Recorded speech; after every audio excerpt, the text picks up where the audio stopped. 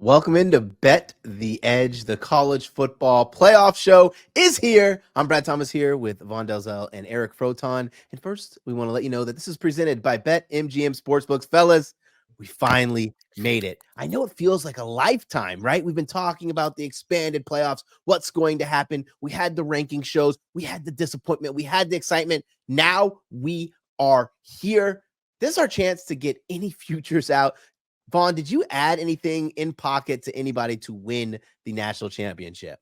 Yeah, so I did. It's a very exciting time too. And, I feel like we're going to be on a lot of the similar things because we had some of the similar opinions last week with the best paths to winning the college football playoff, or at least making the college football playoff semifinals. And I played Texas. I think that they're the heavy favorite that I'll be backing here to win the Natty. I had them over Penn State in my final, Brad, which I hate. So I played Penn State at plus 625, as the best odds I could find.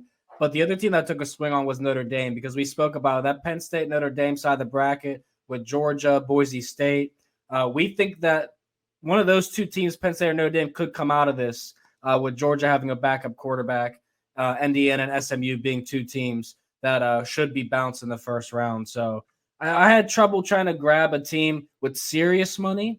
Yeah. At 25 or longer odds. If I was to suggest one team, I would probably just take a swing on Boise State because they're automatically with a first round bye. If they get that second round upset like we spoke on last week, you get that cash out option. But my favorite bets were Texas, Notre Dame, and Penn State. I have Ohio State in pocket from the preseason, but like I said last week, I'm ready to rip that up at any moment, boys.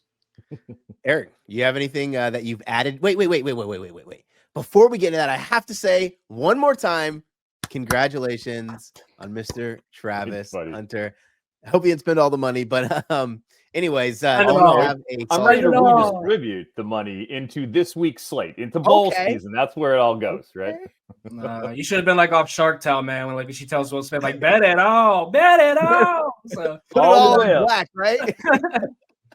Well, as far as stuff that I've taken a look at and sort of as things have settled, I do like, for a long shot, Clemson is creeping up on me a little bit more. I know that kind of goes against the Texas play on you, Vaughn, but I'm looking at the odds here. And like you said, if you're looking at plus 6,000 for Boise State with their bye, well, Clemson, if they can get by, obviously, a good Texas team, well, it goes right into Arizona State. And then I would think they probably favor against Arizona State. So I do think that for the money, that's something that's interesting. And 9-1 down to 8-1 on Notre Dame. I do like that bottom side of the bracket dealing with Georgia with Gunnar Stockton, a quarterback potentially. That's the way it's looking, at least. So a vulnerable Georgia, that gives you a path right into the Final Four, and then anything can happen once you hit the semis. I didn't add a NFL future, college football future in terms of to win. But I did add this bet, and I thought it was great find by me. Any player during the entire college football playoffs to record 150-plus receiving outing. It's plus any 400. Player? Any player. You think about Tez Johnson has the opportunity to hit that. Surratt from Indiana, Antonio Williams. And, you mean for this whole round or for the entire tournament? No, entire playoffs. The entire playoffs. 400.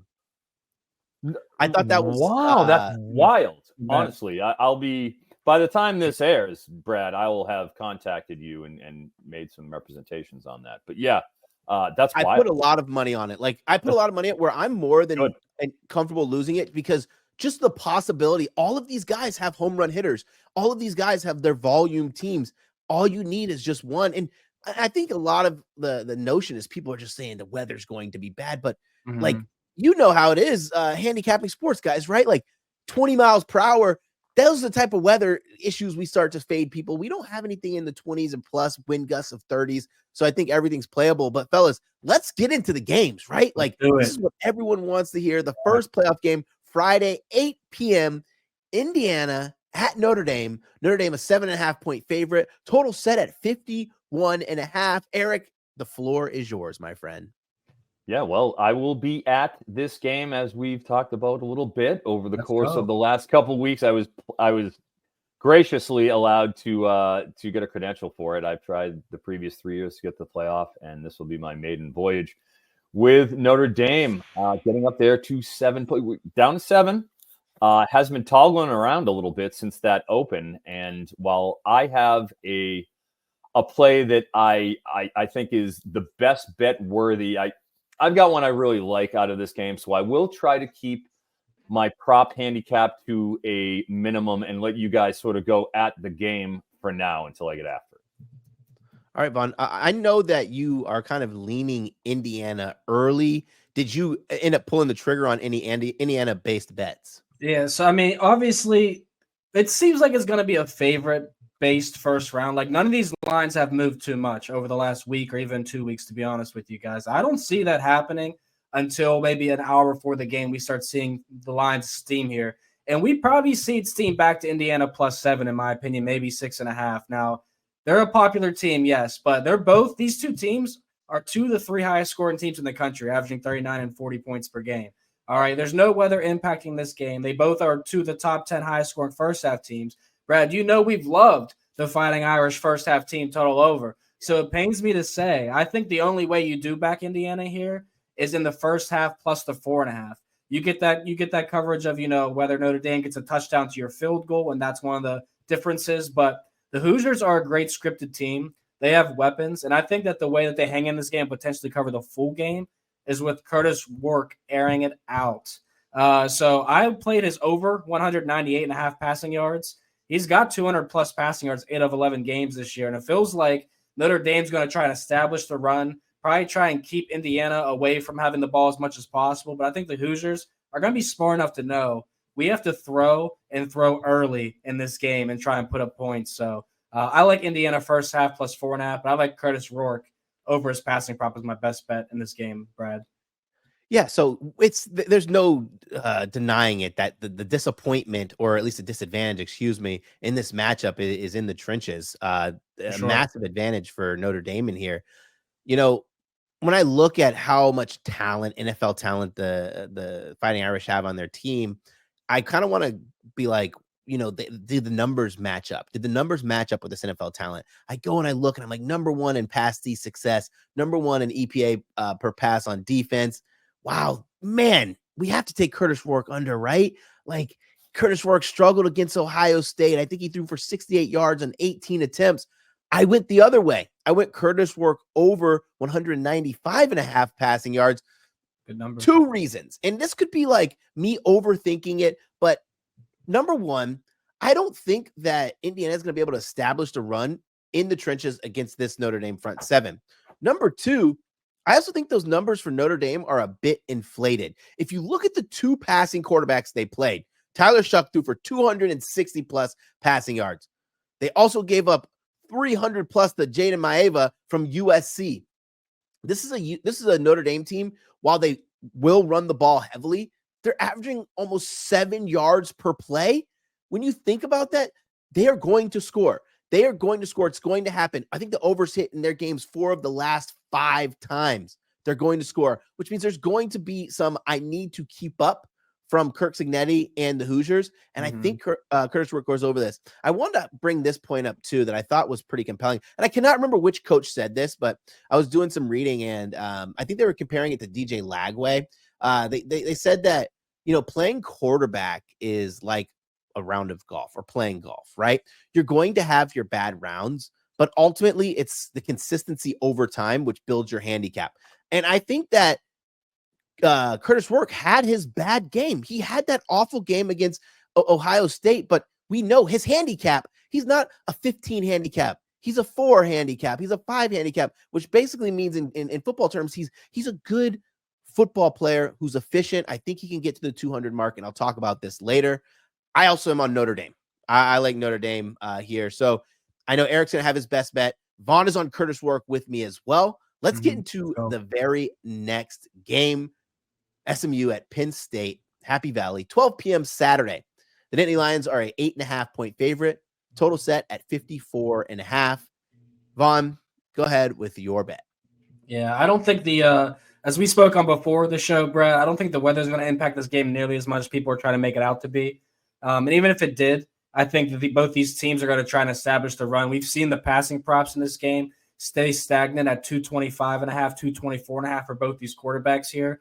And I think the name of the game here is if you want to back SMU, you probably want to get them early as well. I still think this will be a chalky first round of playoffs. We don't see a game under 7 for a spread, but SMU is a top 10 first quarter scoring team. Penn State 66 nationally, averaging 5 points in the first quarter.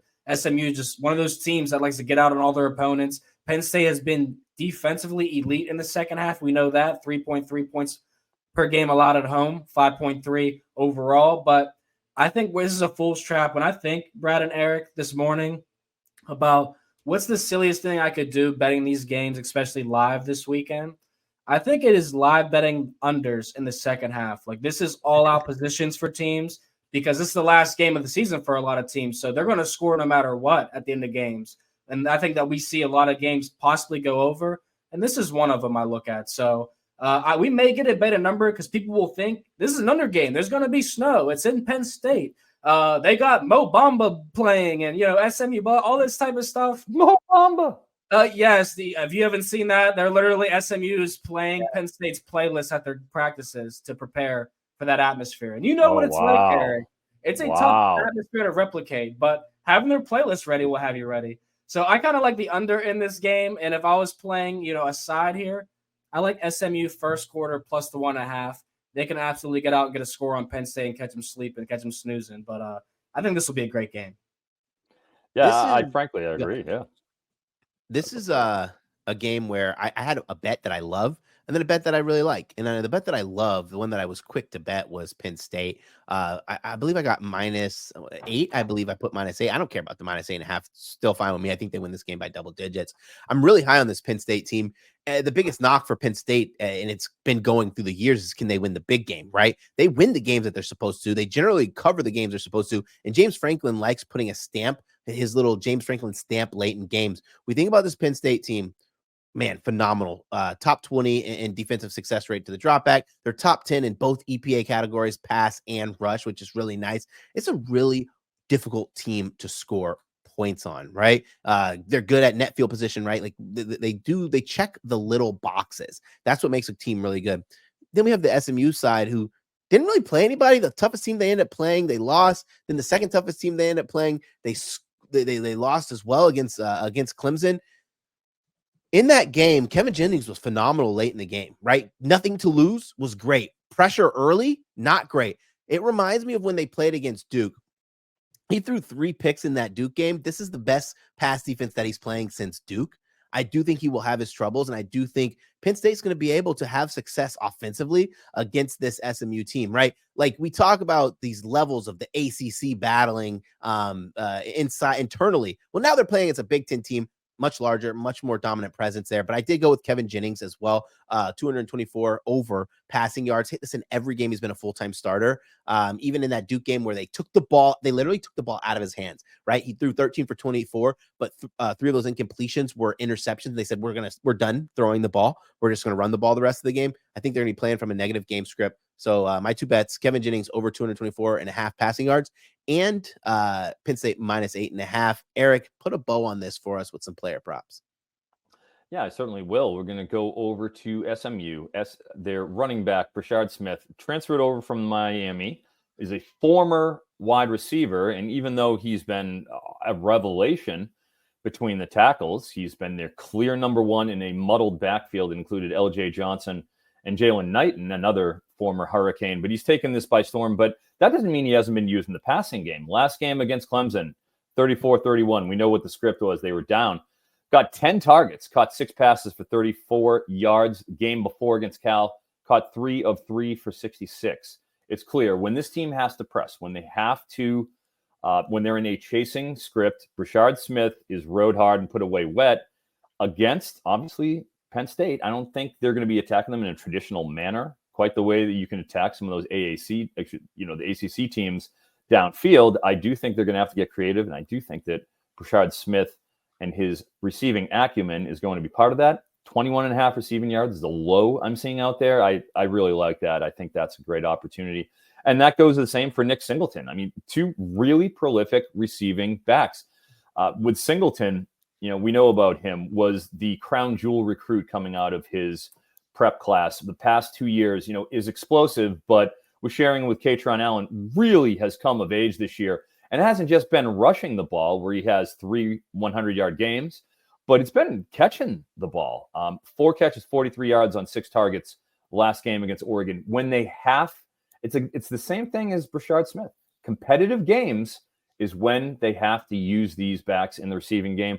Against Minnesota, 26-25 game, catches all 6 of 6 targets for 37 yards. Ohio State, 6 of 6 targets for 54 yards. In all the important close games, and you can throw USC in there, we caught 4 passes for 39.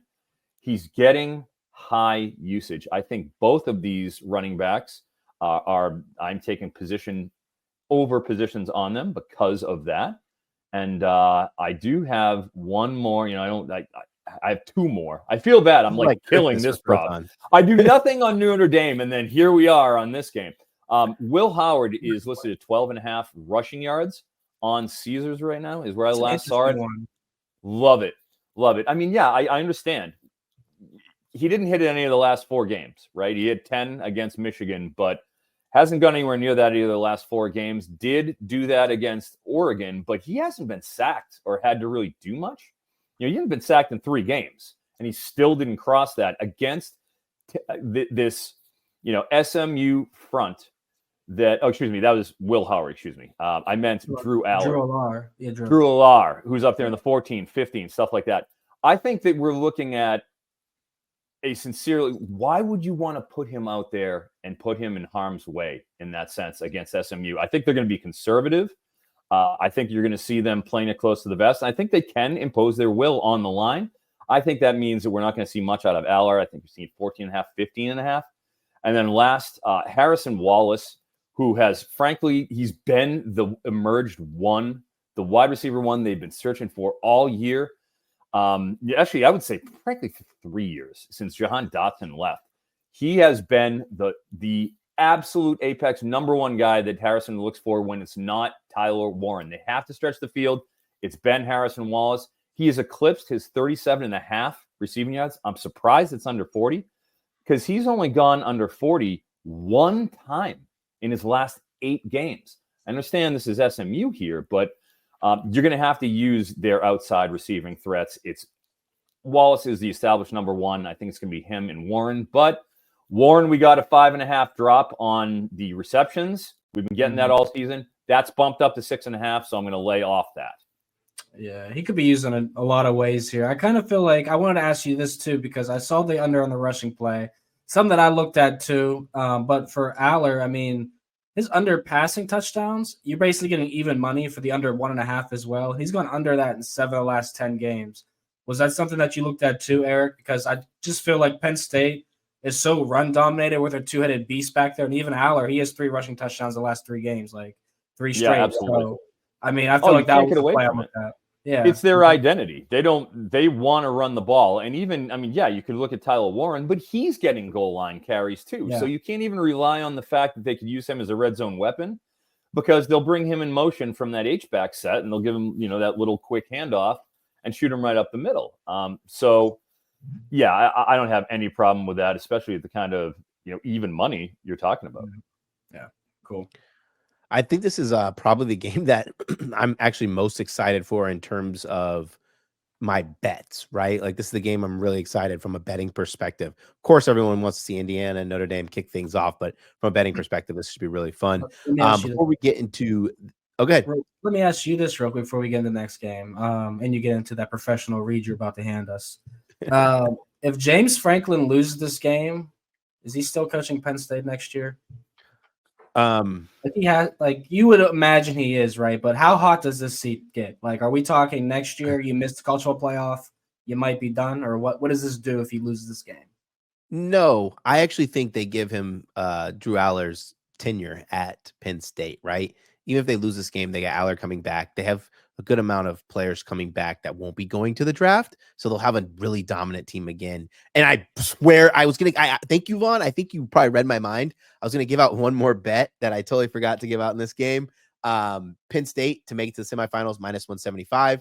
I'm going to put to win 2 units. Ooh. They're 8.5 point favorite in this game. FanDuel already released their hypothetical lines. and other books have too, anywhere from 11.5 to 13.5 point favorites against Boise State. So if you make it that far, if you make the Boise State, you could still put a unit one to win 1 unit on the other side at plus 13, and you could probably pick up 3 units if Boise State's covers. If not, you pick up 1 unit, and if you lose them all, then you lose them all. I did find it interesting that only 2 teams had odds, of 120 minus 125 or greater to make the semifinal, and it was Texas and Penn State. And that speaks to the path that Penn State has. So that's why I say, like, how hot is this seat? Because, like, you don't have many excuses. You get SMU and Boise State. Like, you need to win those 2 games. So, yeah, Eric, what's your thoughts on that? I don't think there's any way they're firing James Franklin. I just don't think so. They went to the Big Ten championship game, haven't done that since the McSorley era. And like you said, with Aller coming back, do you want to rock the boat and then have him go and say, oh, wait, hey, I didn't know James Franklin was getting fired. I'm going in the portal. And then you risk a total down on the studs rebuild with no franchise QB and Bo Pribula already in the portal right now. Yep. That would be a catastrophe. I don't think they can risk it this far down the line. Don't lose, James. All right, before we get into the next game, let me tell you, today is the 3rd day of BetMGM's 7 days of parlays. On Thursday, account holders will receive a pro football same game parlay boost token. Score a bigger payout if your wager with the same game parlay boost token hits. Texas at Clemson. Oh, wait. Clemson at Texas. I got ahead of myself. Clemson at Texas. It's all the same in the bowl. The Longhorns are a 12-point favorite, still in the South. Total 51.5. Saturday, 4 p.m. Eastern kick. Go ahead, Eric. You kick this one off because I think you have a few that you want to get out. I mean, I always have a few I want to get out. It's except for that Notre Dame game for some reason. Yeah, we're going to go with Trey Wisner to start. He's clearly overtaken that RB1 role, and thanks to Jaden Blue having, I think he leads the nation in fumbles, and he hasn't touched the ball close to as many times as Wisner. So he's run himself out of that job, and it's clear that Sarkisian trusts Wisner between the tackles. And I do think against this Clemson defense, and we talked about it in the conference championship game, their defense, where you can beat them, you want to get after that run defense of theirs. They're one of the bottom 10 teams in terms of yards per successful rush.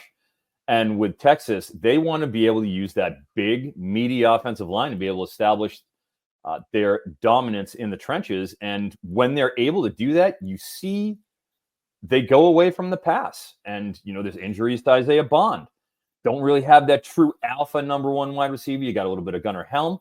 I think they want to control this game and, impose their will on a surprisingly kind of soft for the playoff caliber front. And I like what we're seeing out of Wisner. He's at 83.5 right now. He started off in like the mid 70s. He's kicked up. I still think he's good on the over. On the other side for Clemson, Phil Maffa, I think anybody who watched that game against SMU, every time he touched the ball, he comes out and he's rotating that shoulder, that left shoulder with the big, heavy brace on it. They've said he needs to have surgery, which is an issue. He went and dealt with all those carries in spite of the fact that he did not look explosive at all, not particularly quick. I think that's a bad recipe against Texas, where you're going to be placing Cade Klubnik in a position to have to throw it all over the place in order to be able to mount an effective attack. Plus the fact I think Texas will be able to score, as we kind of discussed. I think you see Clemson in a chase position, which means, do we get a lot of Phil Maffa in a passing script? He's not. Jay Haynes was out there. He got hurt, unfortunately. Otherwise, we would have saw Jay Haynes for the entire game. We're not going to see Maffa out there in passing situations. I know that. So, which is just going to limit his exposure. He's currently at 50.5 rushing yards. I'll let Brad explain the rest on that. He's with me. And then lastly, I would say this is probably a co-best bet for these CFP playoff games. I like Cade Klubnik over 216 passing yards. This opened up at 204.5, where I went and grabbed it immediately. Since has kicked up because we're just, again, I sort of went with the script, and that informs what I'm going with here. But look, when they need him is when he's at his best. When they're in competitive games, they throw the ball more. Against SMU, we went for 262, 41 pass attempts. Previous game against South Carolina, it was only 17-14, but he threw the ball 36 times for 280 yards against Pitt, 288. So the last 3 games against ACC opponents, he's gone, drastically over this 216.5 mark. He's gone 262 or over each of the last 3. I think you see in a competitive game, Clemson is going to have to gas it up. Give me Cade Klubnik over 216.5 passing yards. Can I say something on that? Cade Klubnik was going to be my ladder play. And this is how defensive the books were with Klubnik this week. Yep. His baseline's 216.5, 217, right? For 225, which is the next rung on the ladder, you only get even money. Then when you go up to 250, you only get plus 180. Then 275, which should be about plus 400 to plus 600, is plus 370. They were really defensive, so I end up holding off, but I'm going to tell you on that one. Vaughn, bro. In fact, I got this 2 days ago, which is the 16th. All right, so we're taping on Wednesday evening. On Monday, I got Klubnik plus 275 passing yards at plus 425. Okay, so that's why we've seen this on the open. It wasn't this competitive, but since I got to think plenty of the D-gens have been out there beating up on that. If I'm getting plus 425, 275, and it's just dropped so significantly, that was a great line. Yeah, they were feasting. Vaughn, I think you're on Maffa under, right, as well? Yeah, and it's credit to Eric, too, because when he said that line was available, I was like, that line should not be what it is. 59.5, 55.5, when we talked about it last week, it's 50.5 now, and I still played that. And I would have had a nice 4-leg parlay if someone didn't mess up the people's parlay last week. But we're not going to point fingers here.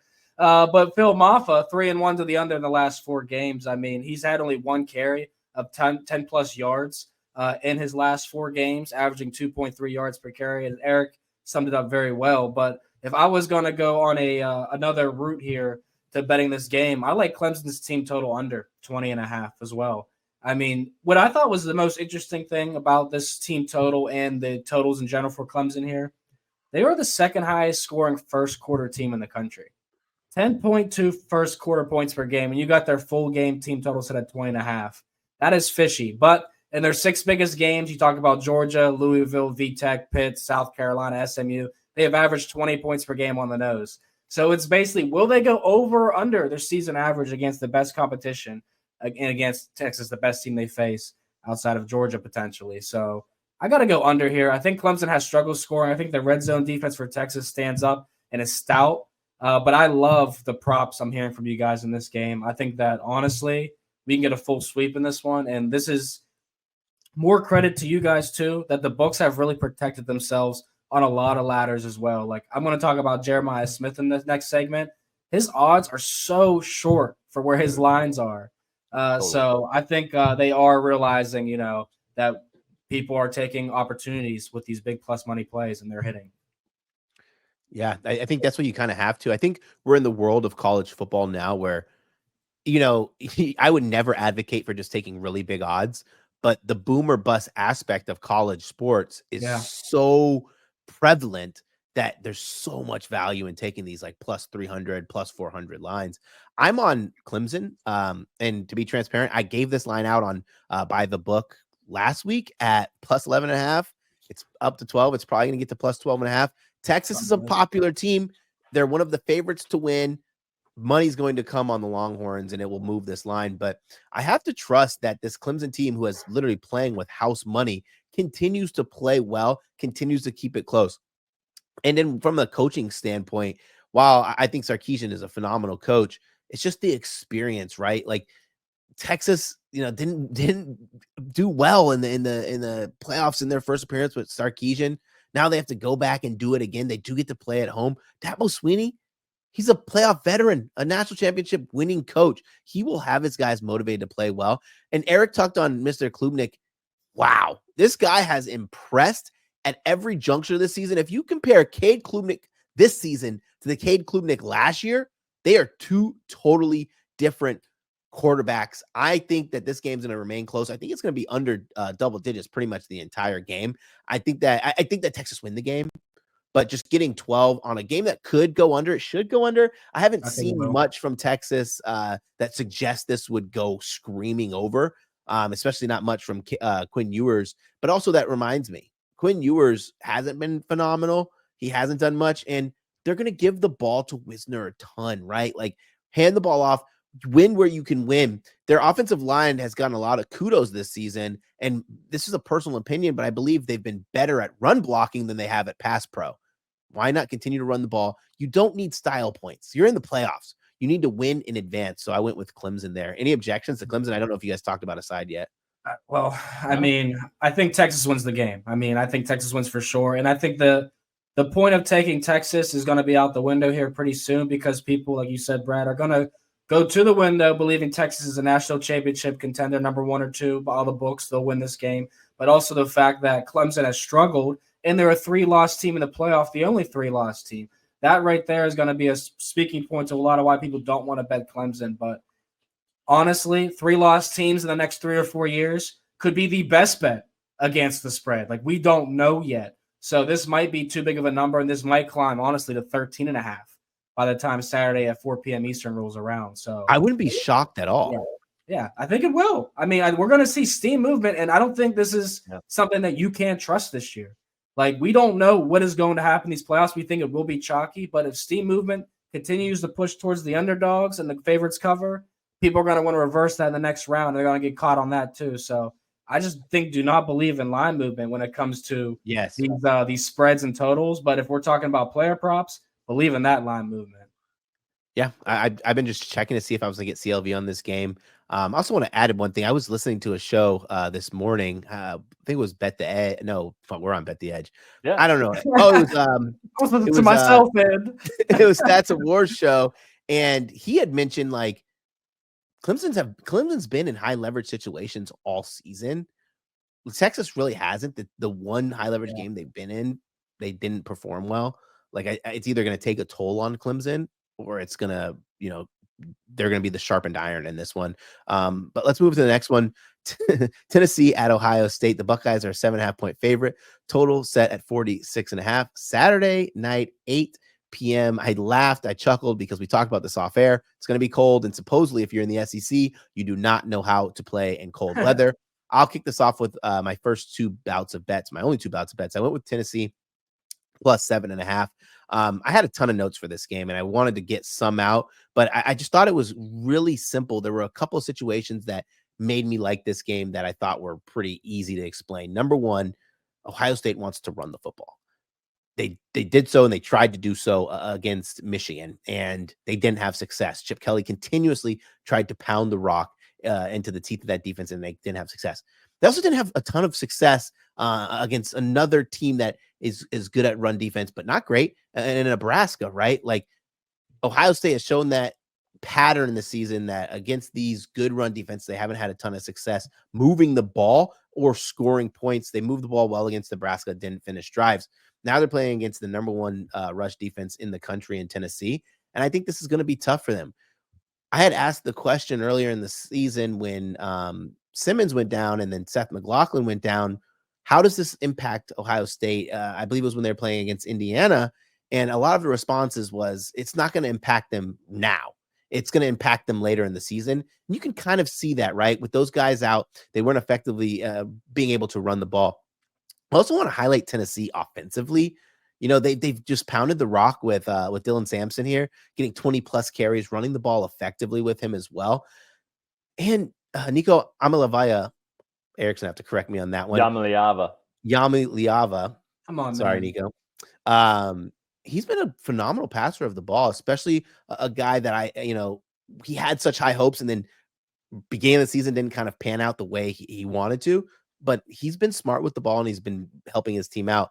I went with Dylan Sampson over 90.5 rushing yards. The dude crushed us in every actual football game, played against some good run defenses in that too. It's because he's a good running back, right? Like he's one of those running backs who went under the radar and his number went under the radar.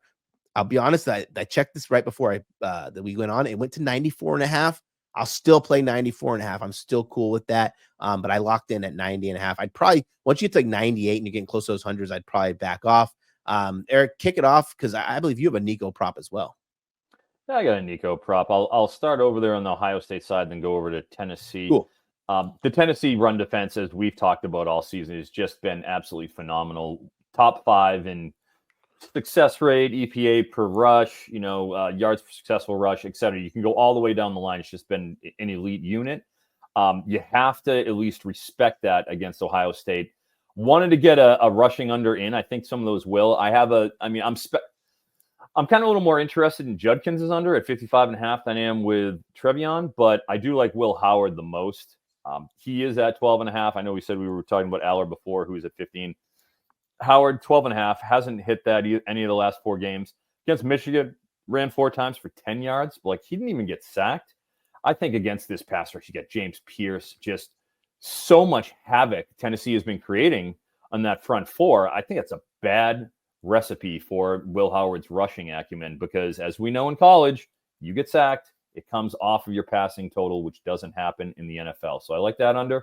With Nico, I'm on the other side of that. You get the QB rushing over, QB rushing under. With Nico, he set at 17.5 on Prop Builder, BOL. I think that's a great deal. 5 of his last 6 games, he has gone over 22 rushing yards. Forget about the 17.5.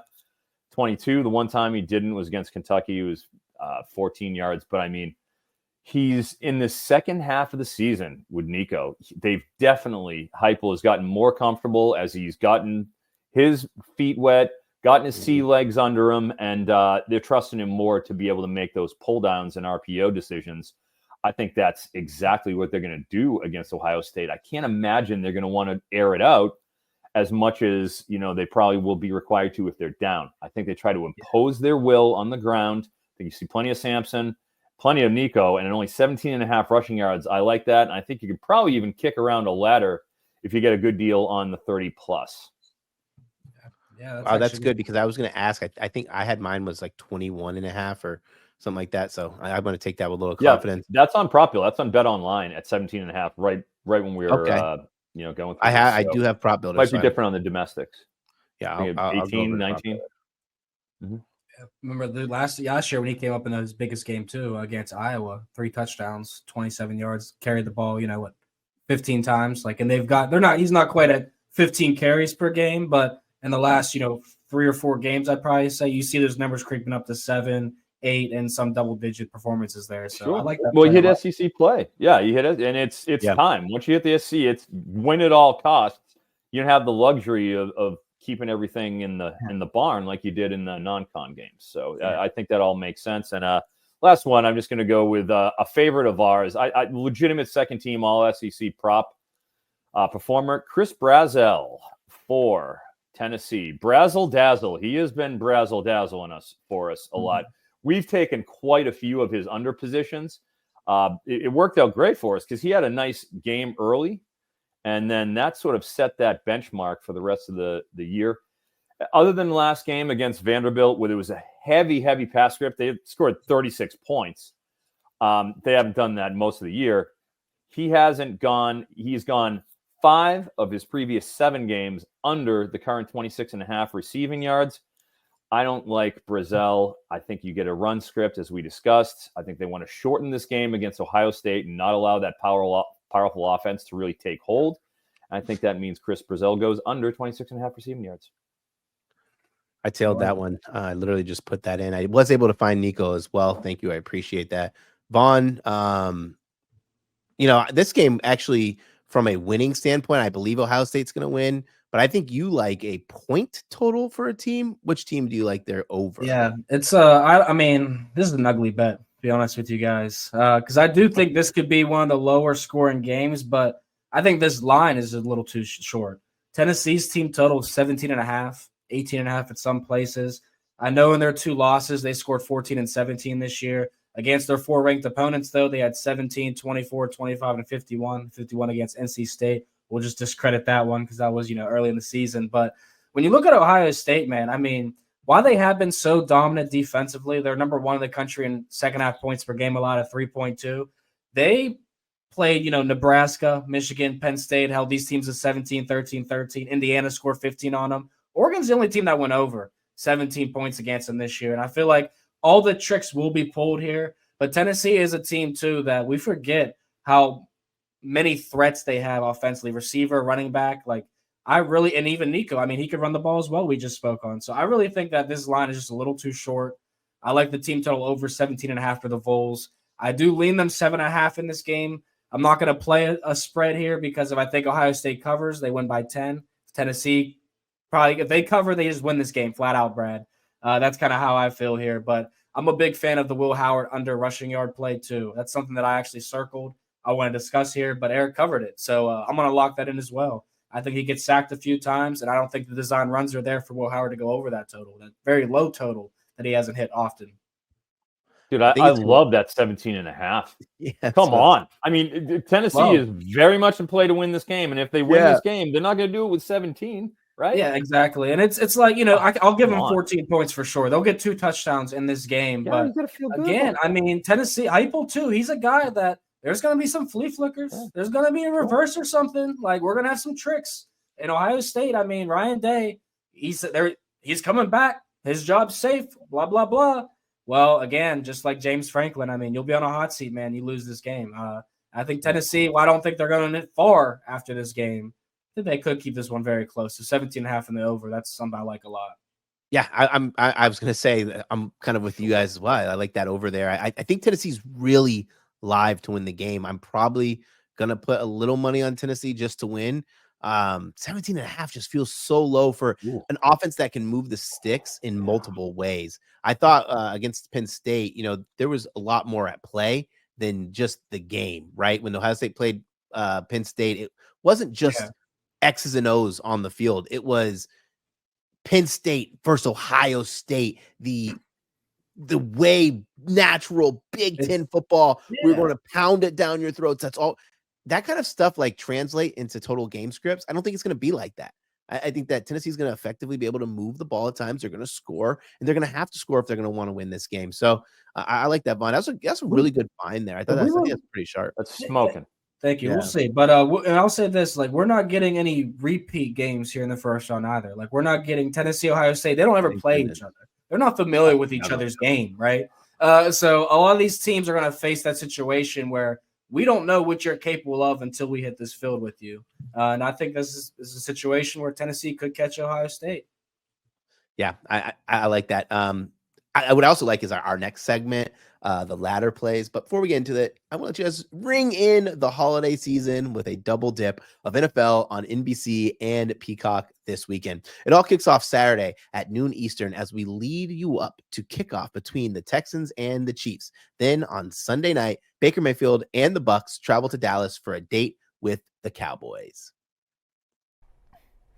As you all know by now, we've teamed up with BetMGM this season. We'll be using BetMGM lines to make all our picks, and we'll have special offers for our listeners each week. If you haven't signed up to BetMGM yet, use bonus code BETEDGE, and you'll get up to a $1,500 first bet offer on your first wager with BetMGM. Here's how it works. Download the BetMGM app and sign up using bonus code BETEDGE. Deposit at least $10 and place your first wager on any game, and you'll receive up to $1,500 in bonus bets if your first bet loses. Just make sure you use bonus code BETEDGE when you sign up.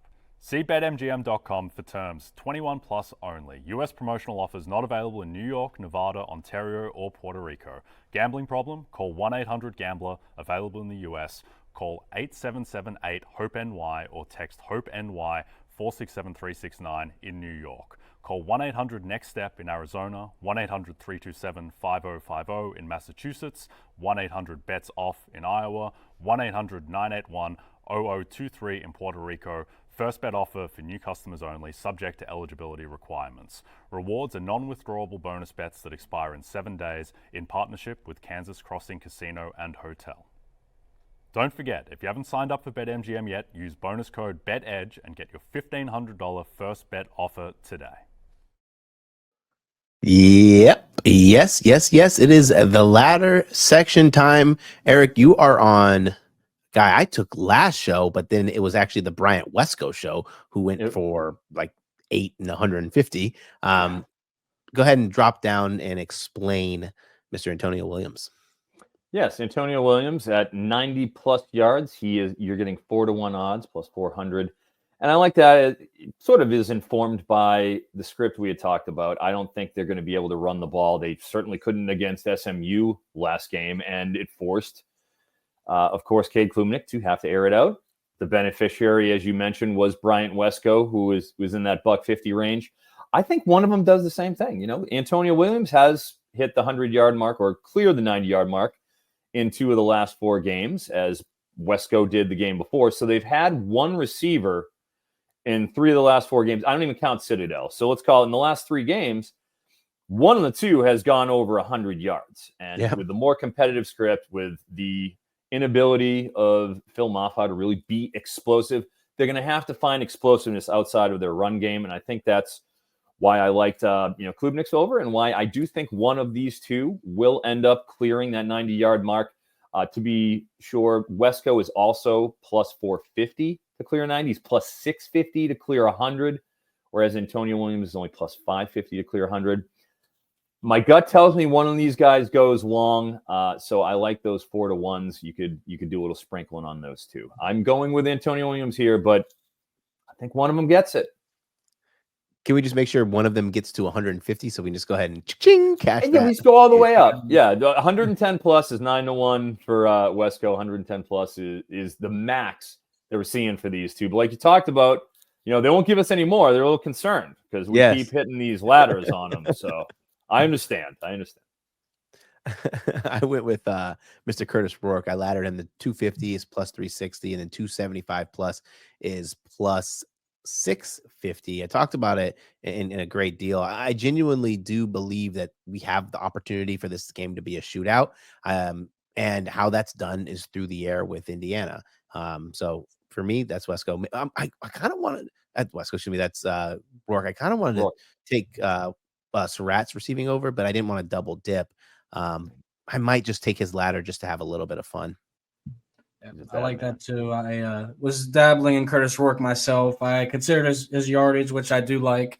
But I didn't want to steal your thunder. You need to double back on your lightning or nothing like that. So I went with over 1.5 passing touchdowns. The best odds are actually at MGM, plus 170 for that. Rourke has thrown for 2 or more touchdowns in the majority of his games, 7 of 11 this season. And you got to remember too that he was also banged up for a few stretch this season. So Curtis Rourke, I like his yardage with Brad, but I'm like over 1.5 passing touchdowns at the small plus 170.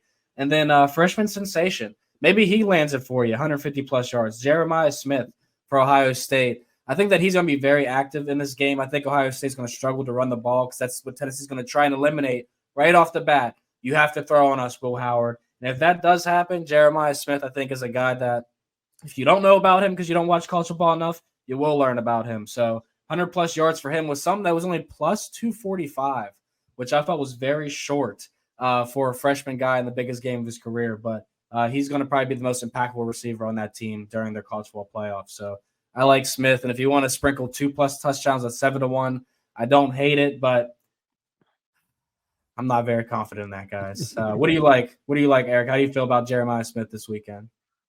Yeah, I don't mind that at all. I mean, it's in terms of what they're going to have to do. You're more of a Carnell Tate guy. I'm a Carnell Tate guy. I can't help it because he was disrespected and down in the 30s every week, and we just kept taking those overs. I think we hit a ladder on him too. I think we hit the 80 plus. Yes, a few weeks back. So yeah, I don't have a problem with that. One of them is going to have to do it. I do believe that you're going to have to stretch the field in some respects. So if you're not going to be able to run the ball up the gut on Tennessee, you're going to have to be able to win somewhere else. And the best matchup they have is that one-on-one go ball on the outside of Jeremiah Smith. Yeah, I like it. I appreciate that. And before we move on, Brad, I will say that you obviously did a phenomenal job of finding the specials for that game, for that receiving prop. I would even take it a step further and say, look at, other options like highest scoring team or game, lowest scoring team or game. I think, like Clemson at Texas, some books have that at 3-to-1 or 4-to-1 odds to be the lowest scoring game of the first round. I think that's very likely to happen, to be honest with you. I think we could be very creative for these next 2 weeks. And why not bet with Eric, Brad, and Vaughn when it comes to ladders and, plus money plays. So that's all. Yeah. Ladder's been paying the bills. Yeah. Paying the bills. Let's get to the people's parlay. Which hasn't been paying the bills. It has not been paying the bills. Eric's the only person who has a positive record in people's parlay. Eric, since you have the record, go ahead and kick it off. Yeah, we have the Florida Gators taking on Tulane. And with Tulane coming down, Darian Mensah in the portal, their star quarterback, of course. He's committed to Duke. That's a problem because here comes Ty Thompson. He's really been more of a dual threat. We haven't seen him throwing the ball hardly at all. Former Oregon recruit, but he's got a big set of shoes to fill with Darian Mensah being gone. Also, they're starting defensive end Matthew Fobbs-White. He's in the portal. He's gone as well. And one of their top defensive linemen, Parker Peterson. So it's a case where, they're not only is Ty Thompson starting, but he's also in the portal. So you have like a divided loyalty situation there at QB.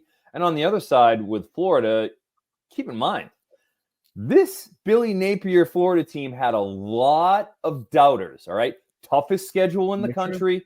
Oh, he's not going to be bowl eligible. They won't win. Pulled off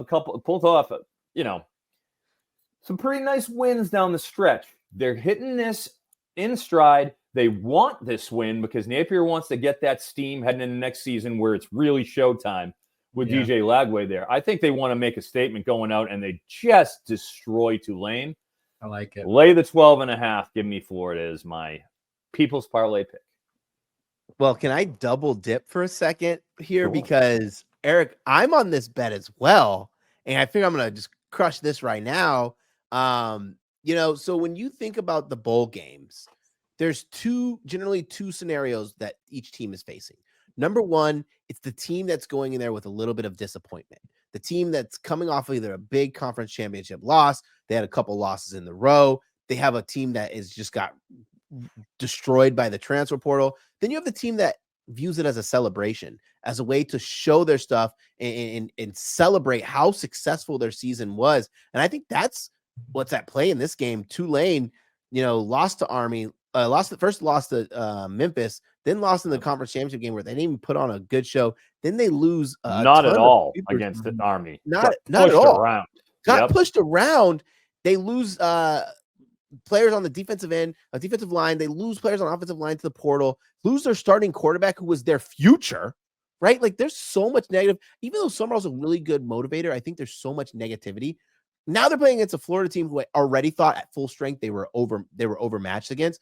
Florida team who ruined LSU's season, ruined Ole Miss's season, ruined it. Then they get the chance to showcase how great DJ Lagway has been.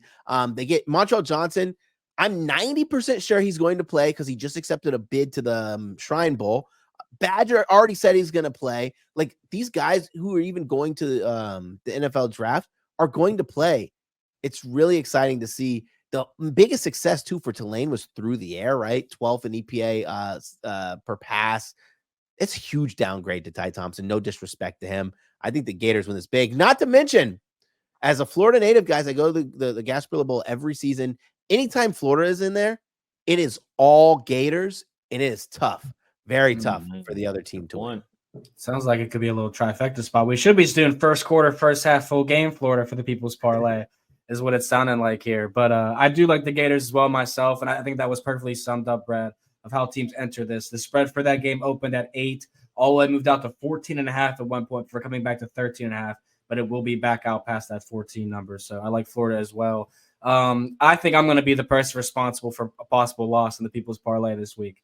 I like Indiana first quarter plus the 3. Whoa. The number was on BetMGM. Indiana, you just got to score once in the first quarter, unless it's a field goal. Notre Dame scores a touchdown, then we're burnt by 4. But I think the Hoosiers are one of the best scripted first quarter teams in the country. Signetti's going to have some type of plan for Curtis Rourke and team. And we're not going to see Indiana run the ball on first and second down of the first drive, right? Really? I think they know that is how you go into this game losing.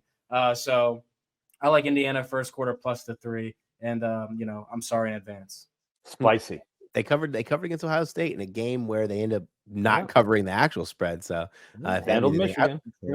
I feel really proud of the amount of CLV I've got on this bet, and it's Ohio versus Jacksonville State. Ohio money line. I got the money line minus 120. Yeah. It's minus 200 now. I didn't even realize it went that much when I sent it over to Tim, but it's okay. I'm still taking it. This has just been a team that's been constantly undervalued throughout the entire season. Parker Navarro said he's going to be playing in this game against the Jacksonville State team who not really good defensively. That's their biggest issue, right? They can run the ball effectively, but it's also a team that's going to lose a ton, that's going to have a lot of players out. They're also losing their coach, right? Hello, West Virginia Mountaineers. This is I thought the value was massive when it was a -2 point spread. Now it's at 5.5. So I didn't take 5.5 in the People's Parlay, but I took money line. This is a really good Bobcats team, and I thought that they should be my representative for the People's Parlay. That's a phenomenal line too at that -120. Like I couldn't that's as believe it. low as I saw that out there. Like you said, up to -2 now. Yeah. With that's a great job. Great work. Yeah. And the People's Parlay, we got -160 for the leg. So you still got CLV in the parlay if you're playing with us at MGM. But Florida -13.5 or 12.5, depending which you can get. Ohio money line and Indiana first quarter +3. $10 pays out 58. Could still save our season. We got about 3 of these left. So let's go. No more 2-1s. We want a clean sweep. More. That's right. So for the remaining bowl games, I'll do this. I'll treat it just like our additional bets. I'll just do round robin. If you have a game that you want to talk about, highlight, go first. And so go ahead, Eric, and any games that you have any action on. Yeah, I'll go with one quick one here, and that's Georgia Southern, where Jalen White, their running back here. Now, as we know with Georgia Southern, they're one of the most pass-heavy scripted teams there are in the country behind Tyson Helton and J.C. French, the quarterback there. Which is why it's kind of interesting to see Jalen White. He's up there at 68.5 rushing yards. That's not what their identity is. And I think this is kind of an overreaction to last game where against Appy, he ran 18 times for 125 yards. So they're looking at that and saying, all right, well, this is what they want to do. This is what Appy's doing. This is how we're going to approach this. But look, this is Sam Houston State. This is a team that wins ugly. When they win, they want to slow the ball down. They want to run the ball on their side, and they want to play stout quality defense. It's not an easy team to sit here and just roll up points on. If they get up in any way, shape, or form, Sam Houston, we know that Georgia Southern's going to abandon the run pretty much right out of the gate. Yep. Which is why I look at this at 68.5, and I say that's just an overreaction. 46 against Coastal Carolina. The previous game, 20 against Troy, 6 yards against Old Dominion.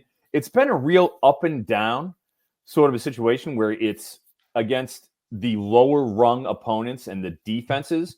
They will go and use Jalen Wright, but against the better ones, he doesn't even get moving. And they've got 3 running backs back there, Badinga and OJ Arnold as well. And it's like the way that they distribute the carries, it's varies from game to game.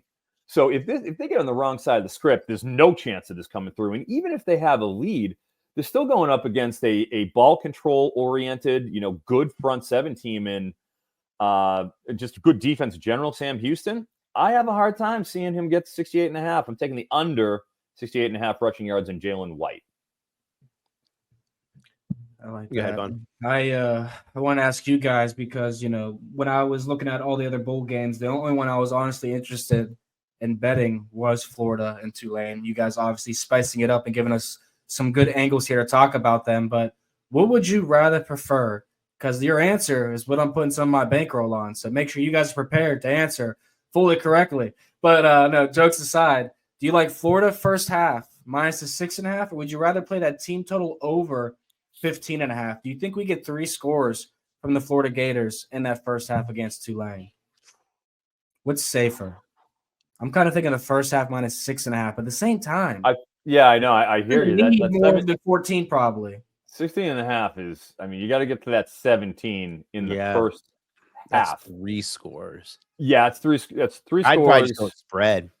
I'm going spread. Spread. All right. Well, then I like the first half minus 6.5. Everybody. That is my alternate bet. But that was just one way I was thinking of playing this game. But I love the full game spread too, which is I just saw it down to 11.5. At one of the major sports books. So some deals to be had, people. What do you got, Brad? I'm going with the was that the Myrtle Beach Bowl? And I want to make sure this line didn't move before I gave it out. And it is right.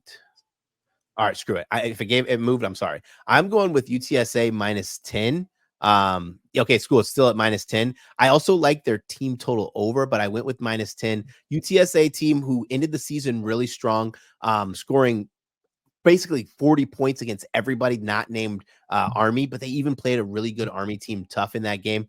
They're really good on the defensive line, playing against a Coastal Carolina team that, they haven't had anywhere to kind of hang their hats, right? Like offensively, really bad, 90th in success rate, 75th in EPA margin, just a team that hasn't effectively moved the ball against really good defense. I think that defense is going to be able to create turnovers, create short fields, and allow them to score, which is why I like the over. But I thought -10 was the best bet just in case we get some adverse weather late.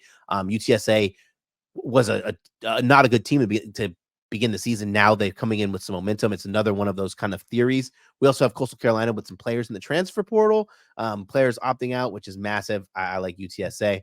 Do you guys have any other bets before we get into our best bets? Nope. No. Shout out to Owen McCown, the son of Josh McCown, quarterback for UTSA. He's really excelled the last 6 weeks since Yes. Frank Harris took over Frank Harris's old team. I like it. I'll kick off best bets, 11-5 on the season. I went with Dylan Sampson. I literally believe that this number sitting around that low 90s is the sweet spot for you to be able to bet it.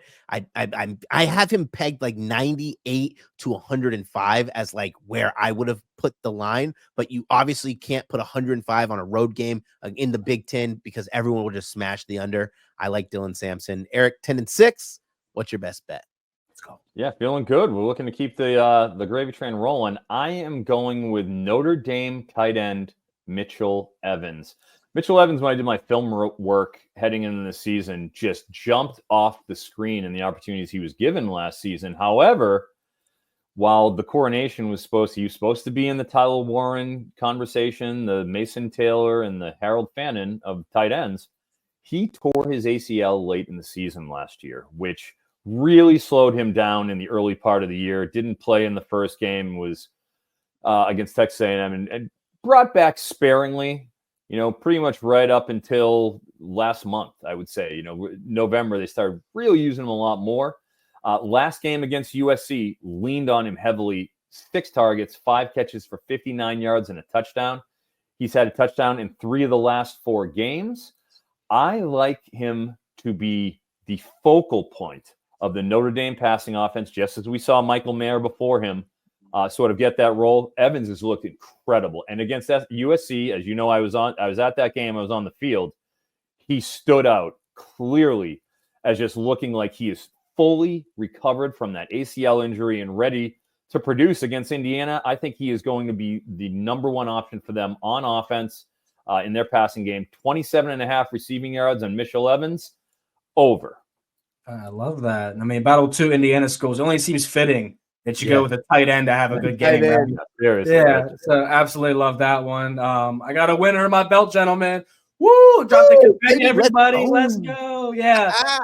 Bullock, nice, easy winner for us last week. I don't know how I'm going to do it, guys, but I'm going to get above 500 by the end of our season. So I am plugging. We're going back to the player prop market. Let's go. Still in one from Eric, so sorry for maybe this is a cheating one, but I love the Phil. We all win. Win is Everyone a win, wins. baby. Under 50.5 rushing yards for Phil Maffa. Absolutely love that. Thinks he gets booted out of that game script early against Texas. And then Curtis Rourke kicking us off Friday night, over 198.5 passing yards. Love to see that Brad's on as well, but some that he's done 7 out of 11 games this year. He was banged up in a few of the games he went under. Great spot in a game where you got to throw the ball in Indiana. So we got 2 overs in Indiana games between the Hoosiers and the Fighting Irish.